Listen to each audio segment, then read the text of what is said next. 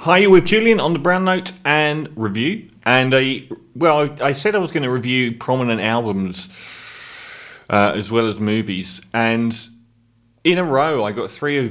What a time for indie guitar music it is. I got the Black Country New Road, Big Thief, and Beach House albums on the same day. All doubles, all really great albums. So I'm going to review all three, and this one's for Beach House. They're a dream pop band of sorts, at times a little bit shoegazy, though probably more dream pop. But they formed back in 2004. 8 studio albums in, with the latest one, Once Twice Melody. And on my show, I think I featured every album from Teen Dream in 2010, their third album, and then Bloom, Depression, Cherry, Thank Your Lucky Stars, I might have missed that one, and Seven. And I think there are two broad churches in bands. There's the sort of Radiohead, Deer Hunter style of band, where each album's a statement where they completely redefine who they are, do a Madonna or a Bowie. Probably Bowie would be a better example. And they, the instrumentation's different. They have completely reframed how they're presenting their music and trying to challenge themselves. Then there's the War on Drugs / Beach House kind of band, who essentially make one album for their whole career. And both are valid. It's like a trite observance, but, these Japanese chefs that do one thing their whole life and try to refine it. So bands like War on Drugs essentially are refining that one album and making it better and better and better, and genuinely doing so. And same with Beach House. They've got a very indicative style that they've kept throughout their records and gently evolved and gently added things. And I really like Seven, their last album, because of the introduction into their music of Sonic Boom. I think it's called Mark Kember's his real name. One of the titans of drone music, with his band with Jason Pierce of Spiritualized back in the 80s, Spaceman 3. One of the most totemic bands of that kind of drone and pre-dream pop. And I think I've written down some memory joggers of bands that I'm comparing to them, but just thinking, I think in a way, Spaceman 3 are almost a bridge between Suicide and Beach House. They're from Baltimore, and it's always been the duo of Victoria Legrand and Alex Scally, and they've really solidified themselves into quite a big, well-known act. I guess the biggest danger with any of these bands is consistency. The War on Drugs make albums so slowly that they don't have to worry about people becoming complacent, because it's always an event when they release an album. But Beach House have been pretty prolific so far. So the new one is another, if they added those Sonic Boom Spaceman 3 elements to their sound, particularly with like the percussion side of things, which I really thought elevated stuff. This time around, they've actually gone for a different paradigm in releasing music. Instead of doing that one perfect album and continually going refining, adding slightly new elements, this time they've presented it all as 4 EPs. Which is actually a pretty neat format to have done. So it comes in sides A, B, C, D, and 4 tracks on each side. The whole thing is, everything about Beach House is meticulous, and I love the symmetrical presentation of this, where there's 4 tracks on each. And even though some of these are a lot longer than their normal tracks, nothing is overwhelmingly epically long. Just nudging the 7-minute mark on a few occasions. The first influences, and I've got a whole raft of them here, and I don't know that I've picked all of these influences up before, was Air's Walkie Talkie, the French duo. Now that's they are already pretty close to being Beach House then, aren't they? But the French duo's, I think their second album, Talkie Walkie, was it? That one, even from the opening track, which is the Once Twice Melody title track, really gave that sense of that. That was almost in between what Daft Punk did with Discovery and what Air did with Moon Safari. Sort of created this buzzy, woozy kind of pop music, which I hadn't really heard before that album, and that's an underrated album, I feel, as well. I really did. I think this is probably their most background release, and that's not always a compliment. Background music can be absolutely magnificent. I do think that there is an aura wallpaper element to a percentage of the music on offer here. Other influences that I think were really present is M83. M83 was such a pivotal band as far as sort of resurrecting genres as they went through that first decade of their career, particularly with shoegaze and dream pop, way ahead of the curve, just beating Beach House as far as dream pop goes, on and introducing that sort of John Hughes element with Saturdays and Youth, which is, I get that vibe here on some of the tracks.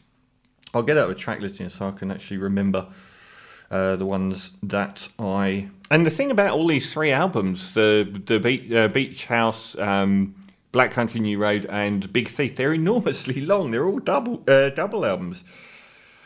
I thought Superstar was fairly strong. Pink Funeral stood out to me as well. They've done a balancing act where there's a couple of tracks that will push north of 5 minutes and a couple of tracks that hew closer to 4 on virtually every side. So it is a very symmetrical album. I thought the first chapter was reasonably decent. The opener, Once Twice Melody, was really good. Pink Funeral I thought was really good. I thought the next two were probably the strongest two sides out of the lot. Runaway has got this vocoder thing on, really pushing them into heavy vocoder use, because they share their vocal duties, boy-girl vocal duties, often at once. And doing a whole track that's complete Daft Punk vocoder was pretty cool as well. And the New Romance track as well, one of the other elements that I really picked up this time around was sort of Kill for Love era chromatics. Kill for Love was my second favourite album of the last decade. And the slightly less driving tracks I thought definitely were sort of a heavy influence here. And Over and Over I thought was possibly the best track on the album. I would have liked them to have pushed more in this direction, because once it gets through the mid-stage, it really develops the electronic instrumentation, and that really carries it over the 7-minute mark. It is the longest track on the album, but I think it's probably the best as well. I thought they didn't rein it in and stay in the confines of a conventional song structure as much. They let it really go out, reminding me of Röyksopp a bit, and the way they sort of let tracks like Do It Again sort of spread out. And then that Norwegian duo was another one. A lot of these references are quite soft music as well. Not in a bad way, but there aren't really any rough edges anywhere on this. I think they've rocked out a bit more on their previous releases, Beach House. It has allowed them, though, to include more long-term songs. So there's actually only 2 over the 6-minute mark. So they obviously have templates for how they perceive music should be presented. But the ones that are longer are stronger, I think. Sunset, which opens chapter 3, is an element that comes up also on Modern Love Stories at the end, which is a bit Pink Floydy, which I wouldn't mind hearing a little bit more of in their music. And the acoustic strumming, which is sort of like that pastoral, folky side of Pink Floyd as well. I thought that was pretty good. Only You Know is another one that was a really, really strong standout track, and a very obscure, perhaps, reference would be the fact of, like, Mercury Rev had this amazing run of albums, and then after All Is Dream, they had a really less well-received album with Vermilion on, I think it was called. And it was in a slightly different style, but it certainly reminds me here. It was still quite driving, but a bit airier and softer. And I thought that was really, really good as well. And another band that came up is another band that have, like that Mercury Rev album, just don't really get any credit for influencing anything. But the Gmo Girls, their second album, I thought predated a lot of modern music, especially sort of long-form guitar-based music. And what was the track I thought felt like those? I don't know, I think it might have been Another Go Around. On that track, I noticed something on this album, which is the girls' vocals. It's always boy-girl vocals in a traditional boy-girl sense, but Alex Legrand and I always forget their names. Alex Scally and Victoria Legrand kind of reverse positions a bit here, because her vocals on Another Go Around are actually a lot fuller and stronger and less wispy than I'm used to for her, and I really like that track actually. Masquerade, it faded off a bit, that particular track, but at the start, I thought they really could have built on that instrumentation at the start, because it reminded me of sort of After Hours by The Weeknd, and maybe even a little bit like Salem as well, softer Salem music. It was quite dark sounding, and they didn't really go anywhere with it. But I think those mid two chapters 2 and 3 are probably the best on the album. The chapter 1's called Pink Funeral, 2's New Romance, 3 is actually Masquerade, and then we move into chapter 4, Modern Love Stories, which I don't think is probably the strongest collection of 4 on the album. But Many Nights, I did think that really tapped into Suicide, which is an obvious reference for their dream pop, with their sort of whirring synthesizers and stuff in the background. But I'd not really noticed it before. And again, Modern Love Stories that ends the album is very much more Pink Floyd, with electric guitars introduced this time. I think it's a really strong album, and it's a lovely album to listen to. If I've got any problems with it, it is so obvious to say, but instead of condensing everything down into an album like they normally do, there are as many great tracks on here as the normal Beach House album, but they're diluted a bit.